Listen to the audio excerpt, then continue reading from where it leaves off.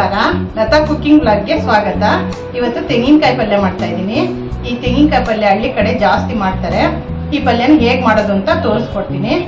ಈ ವಿಡಿಯೋ ನೋಡೋ ಮುಂಚೆ ನೀವು ನಮ್ಮ ಚಾನಲ್ಗೆ ಸಬ್ಸ್ಕ್ರೈಬ್ ಆಗಿ, ಹಾಗೆ ಪಕ್ಕದಲ್ಲಿ ಕಾಣೋ ಬೆಲ್ ಬಟನ್ ಪ್ರೆಸ್ ಮಾಡಿ. ಬನ್ನಿ ಇವಾಗ ಈ ತೆಂಗಿನಕಾಯಿ ಪಲ್ಯ ಹೇಗ್ ಮಾಡೋದು ಅಂತ ತೋರಿಸ್ಕೊಡ್ತೀನಿ. ಇಲ್ಲಿ ನಾನು ಒಂದು ಪಾನ್ನ ಬಿಸಿ ಇಟ್ಟಿದ್ದೀನಿ. ಪಾನ್ ಬಿಸಿ ಆಗಿದೆ. ಒಂದು 2 ರಿಂದ 3 ಸ್ಪೂನ್ ಆಗುವಷ್ಟು ಎಣ್ಣೆ ಹಾಕೋಬೇಕು. ಎಣ್ಣೆ ಬಿಸಿ ಆಗಿದೆ. ಒಂದು 3/4 ಸ್ಪೂನ್ ಅಷ್ಟು ನಾನಿಲ್ಲಿ ಸಾಸಿವೆ ಹಾಕ್ತಾ ಇದ್ದೀನಿ. ಸಾಸಿವೆ ಸ್ವಲ್ಪ ಚೆನ್ನಾಗಿ ಸಿಡಿಲಿ. ಸಾಸಿವೆ ಸಿಡಿತಾ ಇದೆ. ಈಗ ಕರಿಬೇವು ಹಾಕ್ತಾ ಇದ್ದೀನಿ. ಹಾಗೆ ಖಾರಕ್ಕೆ ಎಷ್ಟು ಬೇಕು ಅಷ್ಟು ನೋಡ್ಕೊಂಡು ಹಸಿರು ಮೆಣಸಿನಕಾಯಿನ ಈ ರೀತಿ ಚಿಕ್ಕ ಚಿಕ್ಕದಾಗಿ ಕಟ್ ಮಾಡ್ಕೊಂಡು ಹಾಕಬೇಕು. ಇದನ್ನು ಸ್ವಲ್ಪ ಫ್ರೈ ಮಾಡ್ಕೊಳ್ಳೋಣ. ಒಂದು 3 ಈರುಳ್ಳಿನ ಈ ರೀತಿ ಚಿಕ್ಕ ಚಿಕ್ಕದಾಗಿ ಕಟ್ ಮಾಡ್ಬಿಟ್ಟು ಹಾಕ್ತಾ ಇದ್ದೀನಿ. ಈರುಳ್ಳಿ ಹಸಿ ವಾಸನೆ ಹೋಗೋವರೆಗೂ ಚೆನ್ನಾಗಿ ಫ್ರೈ ಮಾಡ್ಕೊಳ್ಳೋಣ. ರುಚಿಗೆ ತಕ್ಕಷ್ಟು ಉಪ್ಪು ಹಾಕಬೇಕು. ನಾನಿಲ್ಲಿ ಪುಡಿ ಉಪ್ಪು ಬಳಸಿದ್ದೀನಿ.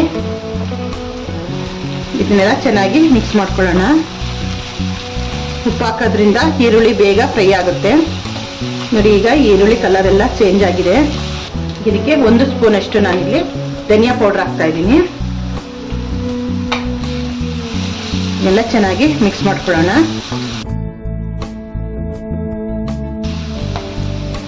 ಇಲ್ಲಿ 1 ದೊಡ್ಡ ತೆಂಗಿನಕಾಯಿ ತುರಿ ತಗೊಂಡಿದ್ದೀನಿ.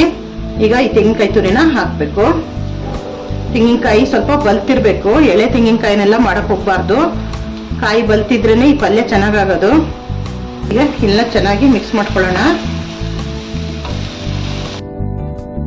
ತುಂಬಾ ಸುಲಭವಾಗಿ ಈ ಕಾಯಿ ಪಲ್ಯನ ಮಾಡ್ಕೋಬಹುದು. ಬೇಗನೂ ಆಗುತ್ತೆ, ತುಂಬಾ ರುಚಿಯಾಗೂ ಇರುತ್ತೆ. ಅದಕ್ಕೆ ಸ್ವಲ್ಪನೂ ನೀರು ಹಾಕ್ಬಾರ್ದು.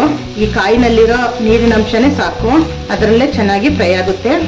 ಕಾಯಿನಲ್ಲಿ ಎಣ್ಣೆ ಅಂಶ ಇರೋದ್ರಿಂದ ಇದು ನಾವು ಫ್ರೈ ಮಾಡ್ತಾ ಮಾಡ್ತಾ ಎಣ್ಣೆ ಬಿಡುತ್ತದೆ. ಕಡಿಮೆ ಉರಿನೇ ಇಟ್ಕೋಬೇಕು, ಇಲ್ಲಾಂದ್ರೆ ತಳ ಹತ್ಬಿಡುತ್ತೆ.